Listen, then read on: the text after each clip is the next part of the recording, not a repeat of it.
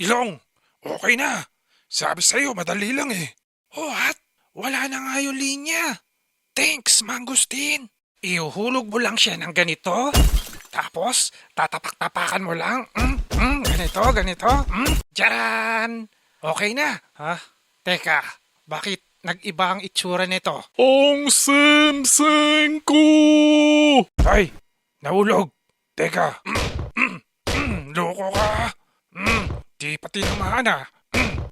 Saba. Sasalpakan ko ng maraming semseng yung ilong mo pag nahuli kita! Sorry na agad, par.